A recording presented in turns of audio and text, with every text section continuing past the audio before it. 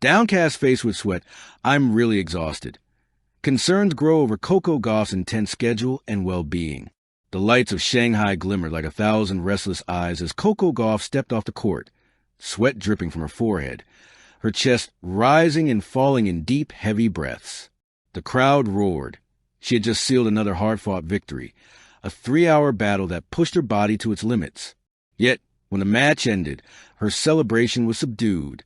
No wide smile, no triumphant shout, just a quiet exhale and a blank stare at the sky above the arena. As she walked toward her bench, she whispered something under her breath, words caught faintly by a courtside microphone. I'm really exhausted.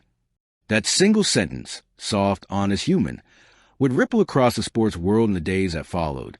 Because for the first time, Coco Gauff, the unstoppable, unshakable 21-year-old phenom who had carried the future of American tennis on her shoulders, sounded tired.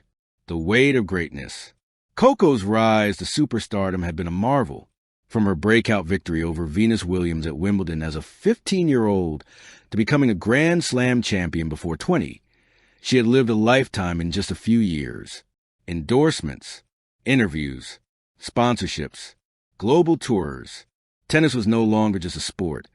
It was an empire orbiting around her. Yet beneath the glamour, the magazine covers, the red carpets, the brand partnerships, lay a reality often unseen. Endless flights, sleepless nights, and the mental fatigue that comes with being expected to inspire the world every single day. Her team called her schedule demanding. Her fans called it relentless. But Coco herself, during a late-night press conference, called it something else entirely. It's a privilege, but it's heavy. Some days, I wake up feeling like I've been running for years. Her voice trembled. Her eyes were tired. And for a fleeting moment, the world saw not a champion, but a young woman running out of air. The warning signs. Insiders say the signs had been there for weeks.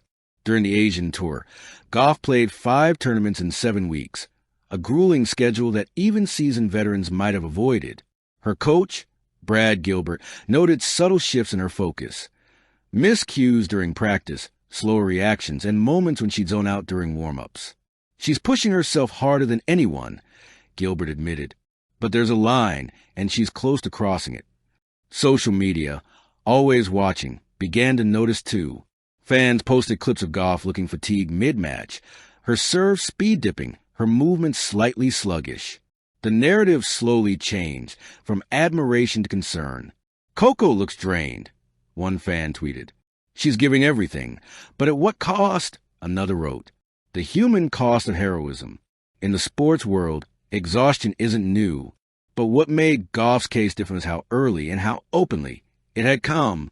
Unlike many stars who hide behind public relations walls, Coco's honesty became her shield.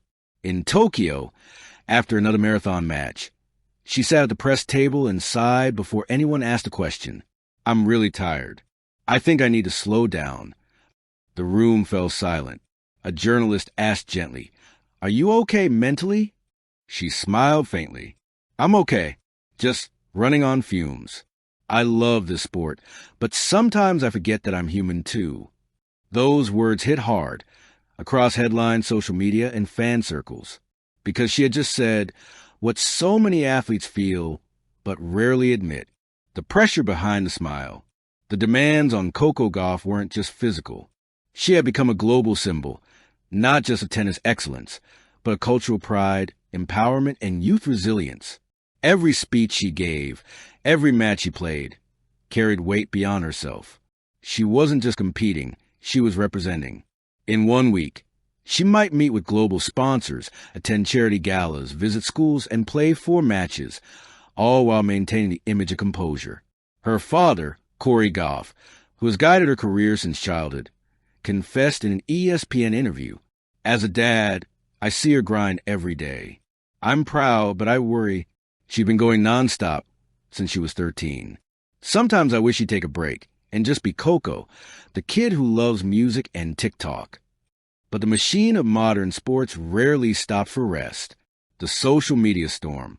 When Coco's "I'm exhausted" clip went viral, it unleashed a tidal wave of empathy and debate. Athletes across the world voiced support. Naomi Osaka tweeted, "Protect your peace, sis." The world can wait. LeBron James reposted the video with a caption, "Been there. Mental plus physical exhaustion is real. Rest is part of greatness." But alongside the compassion came criticism. Some pundits accused Gauff of complaining too soon or not tough enough for the grind. One commentator said, "She's young. She should be able to handle it." That statement backfired instantly, sparking outrage. Fans flooded the comment section. "She's not a robot. This is how burnout starts. Let her breathe." The conversation turned into something larger, a cultural reckoning about how the sports industry consumes youth talent until it collapses. The cracks in the system. Behind the glitz of the WTA circuit lies an unspoken reality. The constant travel, media obligations, and emotional isolation of athletes who live out of suitcases. Coco's peers knew the toll well. Emma Raducanu, who faced similar struggles after her breakout, publicly sympathized. People see the trophies, not the toll. The hardest part isn't playing, it's staying sane while you do.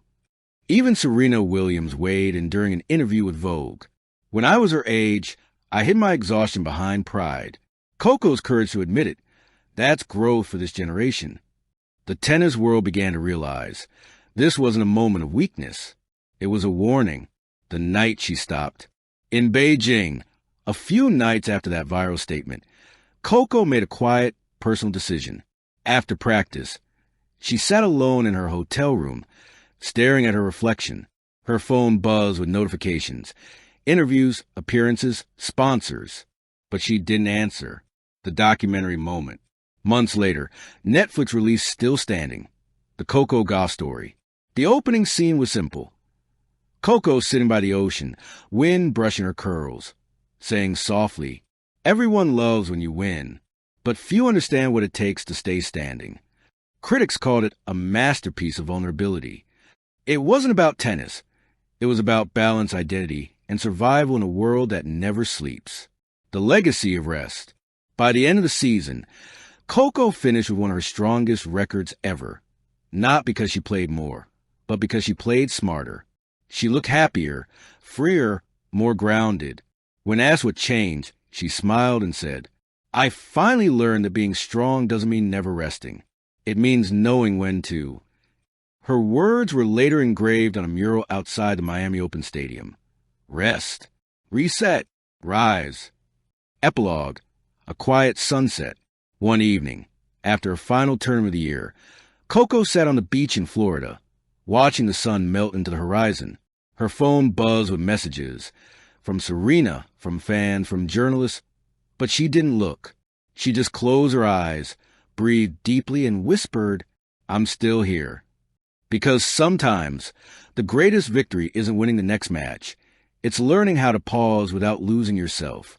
Thank you for watching. Please don't forget to hit the subscribe button, like, and share. Till next time.